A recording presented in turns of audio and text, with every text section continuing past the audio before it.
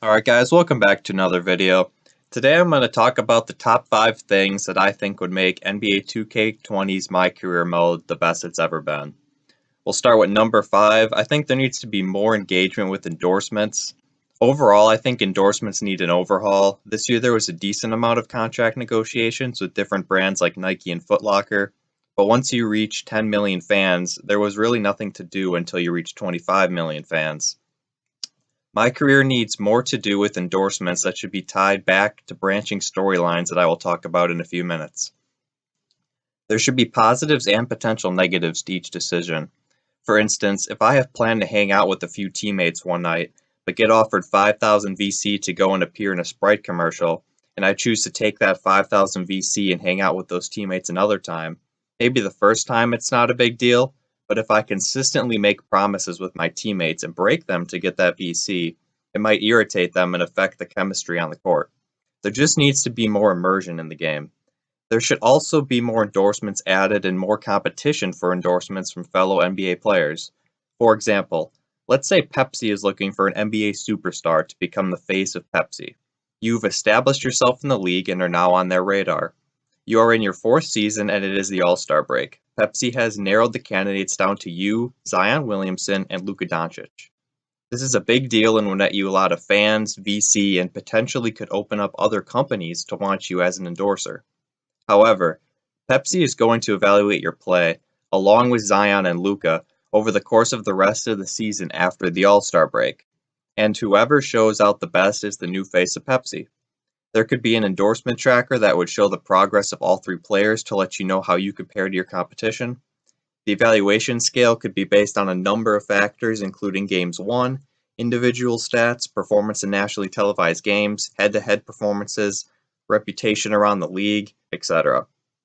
This would all increase overall immersion and make each moment unique and fun. Now moving on to number 4, there needs to be more to do in the neighborhood. The neighborhood was hyped up early on as a place where you could do more than just play basketball.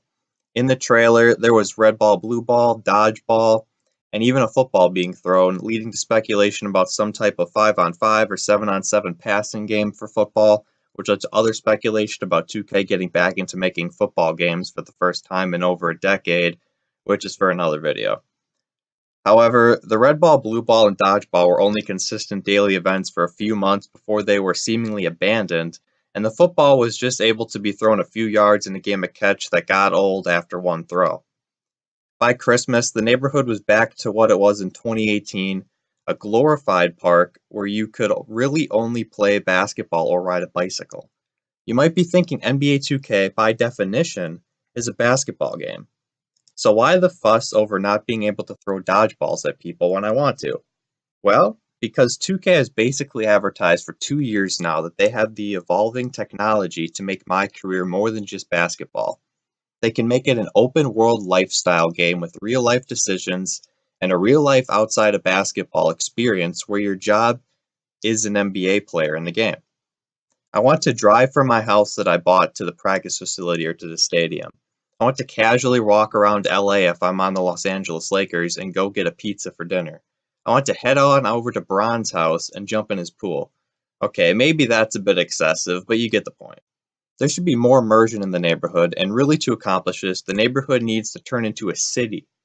There should be multiple neighborhoods in a city, and if you want to get really in-depth, each NBA city has its own cluster of neighborhoods with unique things to do based on the city.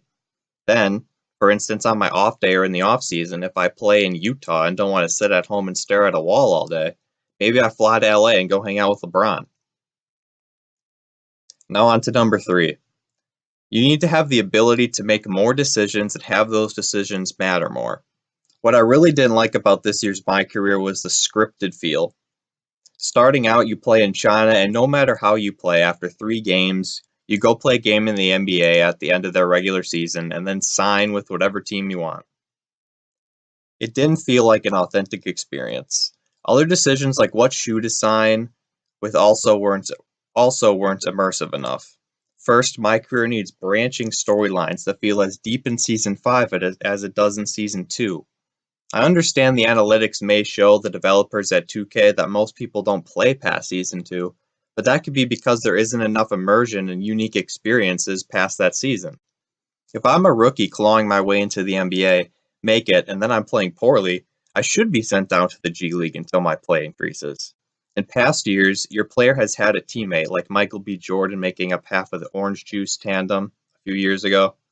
What if instead of a teammate, there was a rival, like Jackson Ellis back in the day, but a rival that joins your team and is fighting for your spot? This can't be scripted, though, for you to beat him out and after 5 games never look back even if you play poorly and retain that starting spot over him. If you legitimately beat him out and keep playing well, then you earn that spot. But if you beat him out and then start to play poorly for a stretch and your team is losing, your rival may supplant you until you and the team improves. There also needs to be more off-the-court and off-season storylines. A major part of a player's basketball life is their personal life as well. If you are presented with a decision off the court and you make a decision based on 2 or 3 choices, it should affect your play on the court if you manage that storyline poorly. Maybe then you start your next few games cold and need to get off to a good start to overcome it.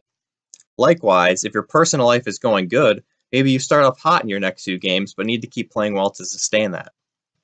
Going back to the off-season, I think it would be engaging if you could earn enough league and organizational rep per se to recruit players to your team in the off-season.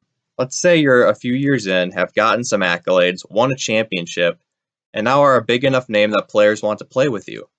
If you could recruit players somewhat similar to the old college football games where you would pitch certain things like playing time or the prestige of your team, that would add another layer of depth to the off-season as well as each subsequent season. So Season 2 and Season 6 could be uniquely different experiences. Now, number 2, there needs to be a new progression system. Simply put, it was too much of a grind for even the more than casual player to reach a high 90s overall. I don't think that everyone should be able to get to a 99 overall, but it was just too much of a grind this year. Furthermore, it took the fun and purpose out of the game. Playing MyCareer games on rookie difficulty and jacking up 53s a game to get Hall of Fame limitless range, while averaging 90 points, 20 rebounds, 18 assists, 12 steals, and 7 blocks, isn't an enjoyable experience after a while. It just becomes a stat grind and feels more monotonous than a unique game-to-game experience. Also, any stat should be fair game to upgrade.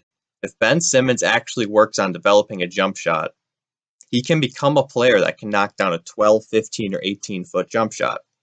It's not like he's absolutely incapable of doing so despite his career thus far. Therefore, if you want to create a Ben Simmons type player who is proficient at passing, dribbling, finishing at the rim, and is a pretty solid defender, but isn't a great shooter initially, you should be able to make him a better shooter, but at a cost. I think the progression system should be a points-based system where you earn points through reaching milestones like 50 dunks in a season to create attribute ratings. The key thing is that dunking milestone would allow you to increase any rating, not just dunking or inside scoring specific to the milestone attribute increase. However, considering the Ben Simmons example, increasing the passing or inside scoring rating may cost 3 points per rating increase, but mid-range jump shots may be 6 points, off the dribble mid-range may be 9 points, and 3-point shot may be 12 points per rating increase. That way, it empowers you to make the choice. Do I want a truly dominant player at a few key skills, or an all-around player that can beat you multiple ways, but may not be as reliable at everything? This is when upgrading badges would come into play to elevate your player even more. Now on to the number 1 thing. You need the ability to make a more all-around player build. This year, the dual archetype system was meant to allow players to have a primary skill set and a secondary skill set in an attempt to create a multi-talented player. However, this vision wasn't executed properly. Still, players were limited in what they could do and weren't able to progress their secondary stats fast enough for it to matter. If a player was a sharp-shooting shot creator, the off-the-dribble mid-range game that a shot creator is highly proficient at didn't develop fast enough through the progression system, which I touched on earlier. Not to mention, there is still a complete disadvantage to creating a smaller guard over a 6'9" wing or stretch 4. I think players should be able to create a LeBron-type player, or a Giannis Antetokounmpo-type player, that is a once-in-a-generation player. However, it should require the successful completion of difficult performance-based tasks. For instance, if you have a 6'9" stretch forward and want to be able to have ankle-breaking dribble moves and high 90s ball handling, you should have to do something like execute 500 crossovers and finish 150 games with one or fewer turnovers. These challenges could vary based on the difficulty, so pro difficulty would have to accomplish far more than Hall of Fame difficulty to balance that out. So these are my top 5 things that I think would make NBA 2K20's MyCareer mode the best it's ever been. I want to thank you guys for tuning in and listening, and I'll see you in the next video.